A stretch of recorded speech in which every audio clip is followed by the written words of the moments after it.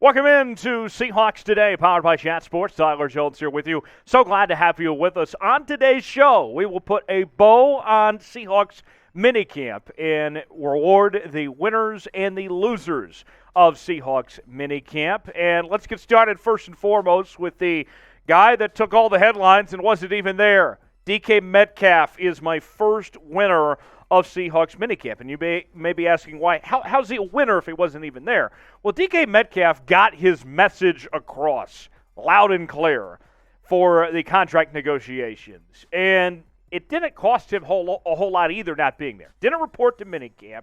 He could get fined over $95,000 for missing Minicamp, but he could get that money back. In fact, it's optional if the Seahawks even have to fine him all that money. Now, if he were to miss training camp and receive fines there, that money cannot be recovered. That would be lost and gone and can't come back. So for DK Metcalf in this case, to get the message across that he wants to get this contract done, get it taken care of, and for him not to cost him much in this situation, and I would expect that he'll still show up to training camp because at his rate of what he's being paid, that would cost him too much money-wise to miss training camp.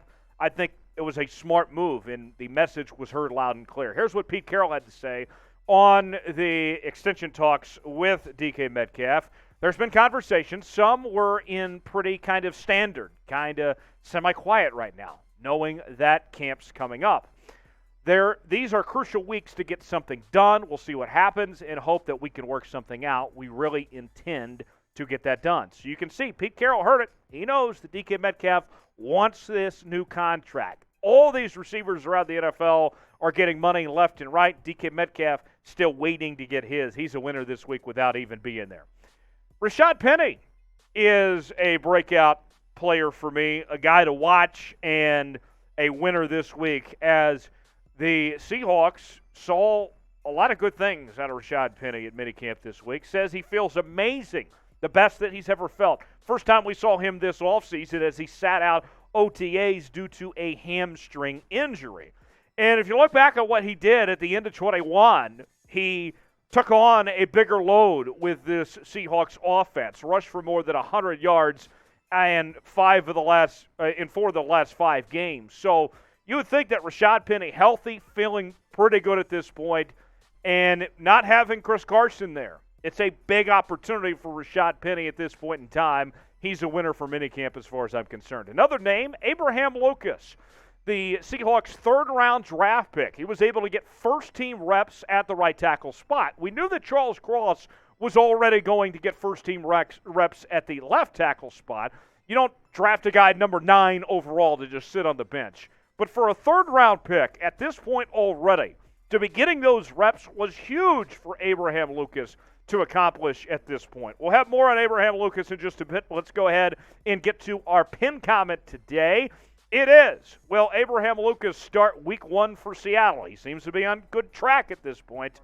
Type Y for yes, type in for no. You're about to get an ad break. Take advantage of it. While that ad's playing, get your votes in if you think Abraham Lucas will be the starting right tackle for the Seahawks week 1 against the Denver Broncos. Y for yes, in for no. So here is a tweet from Seattle Times Bob about the situation at the offensive line spot, in particular here with Abraham Lucas. He said, number 1 offensive line throughout featured Charles Cross. No surprise there. Lewis, Blith, Haynes, and Lucas to left to right. Second team O-line was Illen, Shepley, Fuller, Karan, Forsyth, left to right. So yes, Karan has played guard all day with the second unit, with Lucas at right tackle with the first unit. So you can see that all signs point to that none other than Abraham Lucas is in really good shape getting those first-team reps at the right tackle spot. Let's go ahead and talk about the rookie cornerbacks. They stood out, had an impressive camp, both Coby Bryant and Tariq Woolen. Both guys were day 3 selections. Coby Bryant picked in the 4th round. Tariq Woolen picked later on. Here is what head coach Pete Carrol had to say about Coby Bryant. He might catch the ball as well as anybody on the team. That's including the wide receivers, folks. That's pretty dang good, right? He's got terrific hands, that adds to a guy's confidence when they're faced with the opportunity to make plays. He's one of those guys.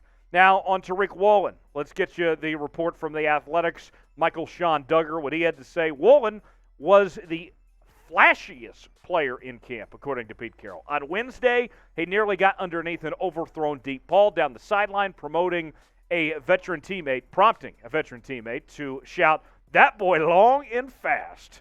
On the very next snap, he ran stride for stride on a deep route against Marquise Goodwin, a guy with Olympic speed. Woolen made a really strong impression this spring.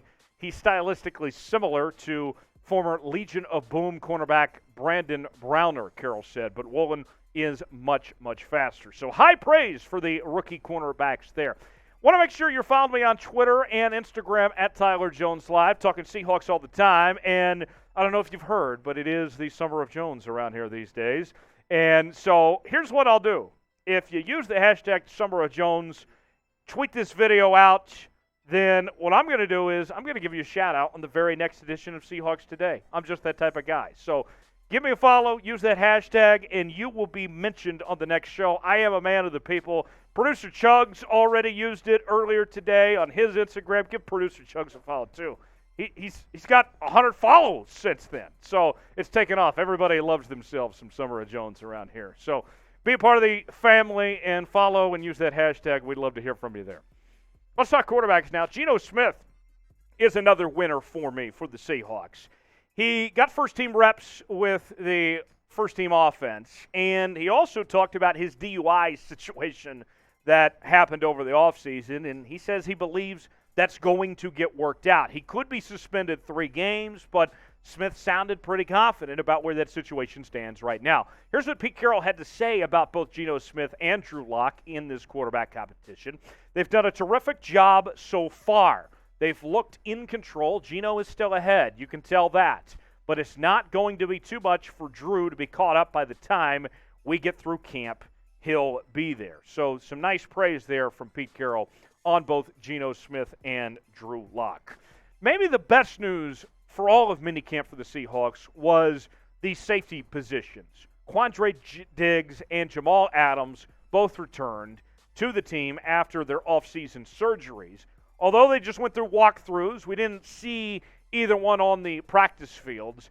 They are expected to be a full go for training camp. Both guys talked about how excited they are about this new defensive team in Seattle, that it plays to their strengths, and coming back healthy, ready to go for training camp. That's all the things you want to hear from both those guys. 2 Pro Bowl safeties, feeling very comfortable at this point. So very good news on their return despite not necessarily being on the field. So my minicamp winners, DK Metcalf, Rashaad Penny, Abraham Lucas, Coby Bryant, Tariq Woolen, Geno Smith, Jamal Adams, and Quandre Diggs are my minicamp winners. We'll get to the losers here in just a second, but go ahead and comment in the comment section. Who was the biggest winner of minicamp? Let me know. Give me a name, whether it's somebody we mentioned or didn't mention. Let me know in the comment section who the biggest winner of minicamp was. So let's get to the losers now. Got to start out with Pete Carrol and John Schnieder.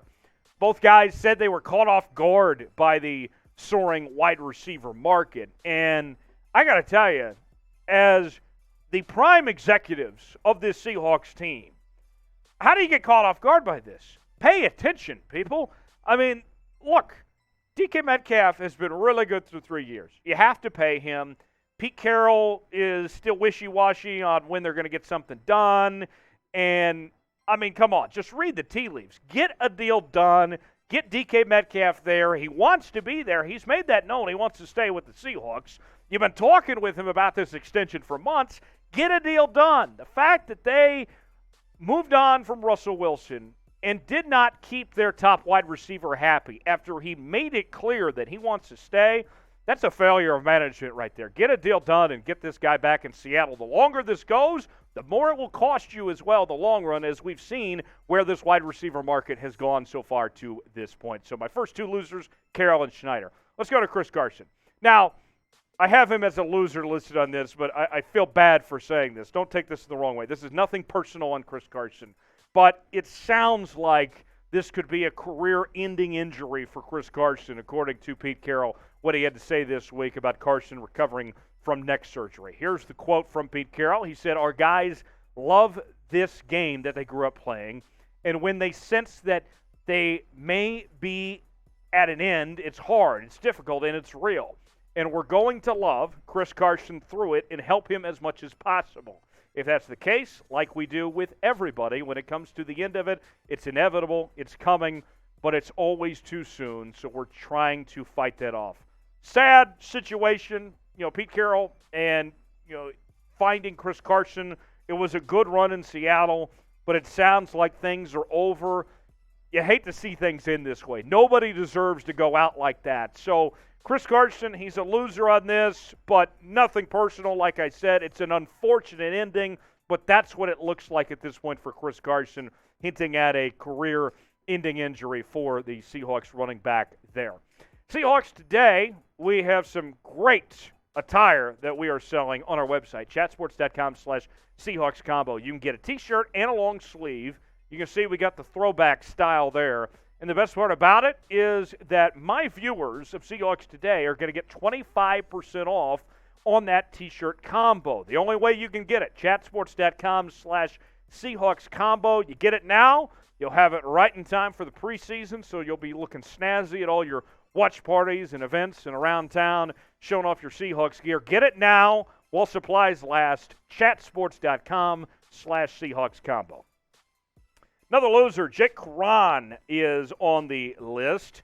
Carrol started 5 games for Seattle last year, and after the way last season went, ranking 16th in the NFL according to Pro Football Focus as the best run-blocking tackle, Carrol probably felt like he was in good shape to be the starting right tackle for this team. Not so fast. He's in the middle of a 3-man competition for that right tackle spot, and he's already lost out on first-team reps at this point. Now, Jake Carron's got a great story. The fact that he's even where he's at, that he started NFL games for as low as he was valued coming out of college, that's a success story. But to already be losing this job like he's been, that's not great for Jake Carrol on that front. So Jake Carrol already behind at minicamp, losing a spot to a rookie in Abraham Lucas. Not great as far as I'm concerned there for Jake Carrol. Seahawks Today, make sure you are subscribed to the channel. We are bringing you content each and every day. We're talking rumors, news, trades, free agency, everything in between. Tell your friends. Make sure they're subscribed as well. Turn on those noties as well. YouTube.com/Seahawks TV. That's YouTube.com/Seahawks TV. So you never miss a moment of our outstanding Seahawks coverage here on the channel. Last thing, patience. Man, what's the saying go that about patience? That patience is a virtue. It's so difficult to have patience. And if you're a Seahawk fan right now, man, you're losing with this whole patience because the Seahawks have about $17 million in cap space after restructuring Puna Ford. But now what? What are they going to do with that money? Are they going to bring in Baker Mayfield? Are they going to get this deal done for DK Metcalf? What are you going to do with that $17 million? You made space with it for some reason, obviously. You wouldn't have restructured Puna Ford if you weren't going to do something. So now, as we sit here today, I'm wondering, what are you going to do? Do something. We're waiting. Now, later, when's it going to happen? Do something with this money. I want to see what happens, and that is my final loser. So, to recap the losers, Pete Carrol, John Schnieder, Chris Carson, Jake Carrol, and a little bit of patience. Let's go ahead and look back at the overall list. We'll have that for you in just a second. I'll show you that. But first, I want to hear from you guys in the comments. Who was the biggest loser of minicamp at this point? Whether it was someone we mentioned or didn't mention, let me know in the comments section who the biggest loser of minicamp was. To recap, before we go, here's a look once again. The biggest winners, Metcalf, Penny, Lucas, Bryant, Woolen, Geno Smith, Adams, and Diggs. Your losers, Pete Carrol, John Schnieder, Chris Carson, Jake Carrol, and a little bit of patience. So there you have it. That's a look back at minicamp here on Seahawks Today.